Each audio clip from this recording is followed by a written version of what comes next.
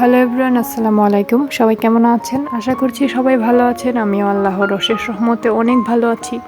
প্রতিদিনের মতো নতুন আরও একটি ভিডিও নিয়ে আমি আপনাদের মাঝে হাজির হয়ে গেলাম। আজকের ব্লগটি শুরু করছি একদম সকাল থেকে এবং রান্নাঘরে কাজ দিয়ে শুরু করলাম। গতকালকে কিছু রুটি আমি নর্মালি বক্সে ভরে রেখে দিয়েছিলাম, এগুলো এখন নামিয়ে নিয়েছি। আরও কিছু রুটি বেলতে হবে, এগুলা তো হবে না, 5-6টা আছে। আর আমার মেয়ের আজকে এক্সাম আছে, তাই ভাতটা বসিয়ে দিয়েছি। আর যে রুটিগুলো নামিয়েছি আরও কিছু রুটি করে নিব, সাথে আলু ভাজি।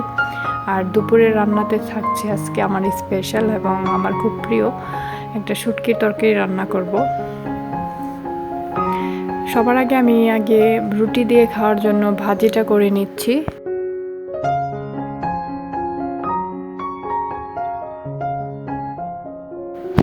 আর চারপাশের ওয়েদারটা না একদম অন্ধকার হয়ে আছে। এখন যে দিন মনে হচ্ছে সকাল হয়েছে, সকালটা তো মানে ভোরের আলো ফুটে সূর্য ওঠে এরকম কিন্তু মনে হচ্ছে না। চারপাশ অন্ধকার হয়ে আছে, মনে হচ্ছে যে রাত, সন্ধে নেমে আসছে।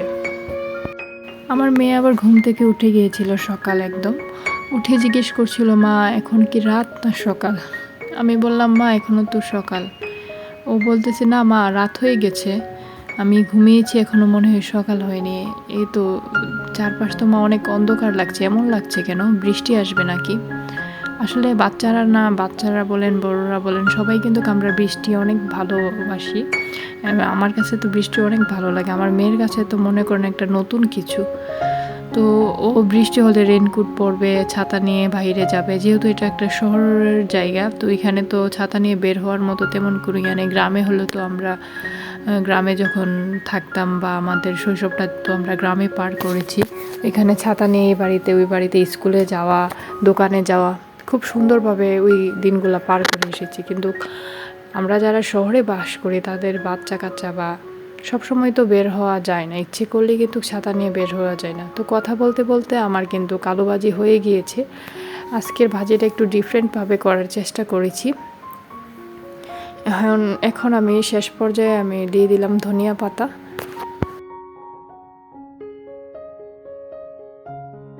চুলার অপর সাইড দিয়ে আমি রুটিগুলা ভেজে নিচ্ছি।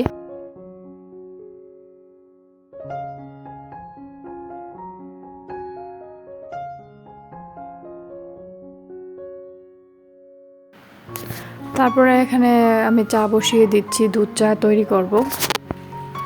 চারপাশ অনেক অন্ধকার হয়ে আছে, যার জন্য মানে কোনো কিছুই কিন্তু স্পষ্ট দেখা যাচ্ছে না। আমি আমার লাইট জ্বালিয়ে নিচ্ছি।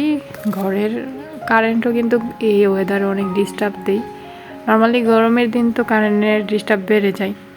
তো এই যে আমার চা কিন্তু হয়ে গিয়েছে। অপর পাশে কিন্তু আমি আমার তরকারিটা রান্না বসিয়ে দিয়েছি।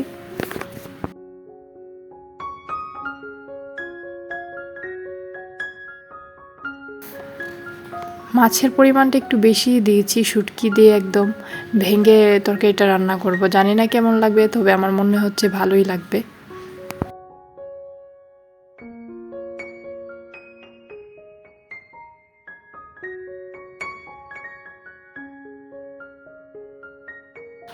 আর আমার কথায় কিন্তু অনেক ভুল হয়, আপনারা সবাই ক্ষমা সুন্দর দৃষ্টিতে দেখবেন।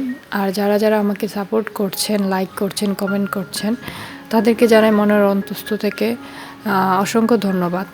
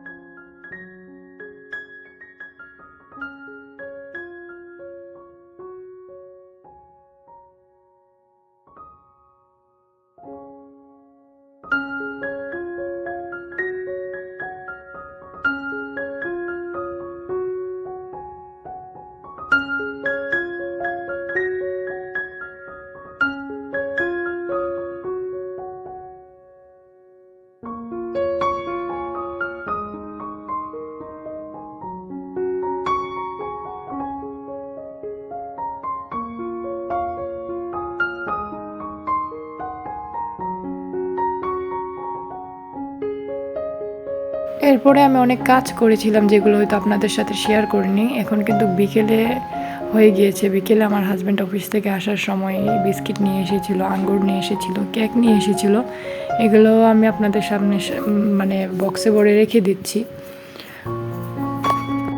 আমার ভিডিওর এই পর্যায়ে এসে যারা আমার ভিডিওটি দেখছেন হয়তো লাইক দিতে ভুলে গিয়েছেন, প্লিজ আমি এখনও বলছি বা আবার স্মরণ করিয়ে দিচ্ছি, যদি এখনও লাইক দিয়ে না থাকেন প্লিজ ভিডিওটিতে একটি লাইক দিয়ে দেবেন।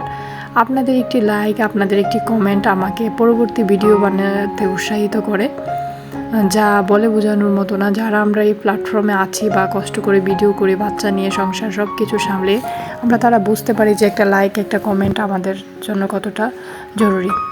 তারপর দেখতে দেখতে একদম সন্ধে হয়ে গিয়েছিল।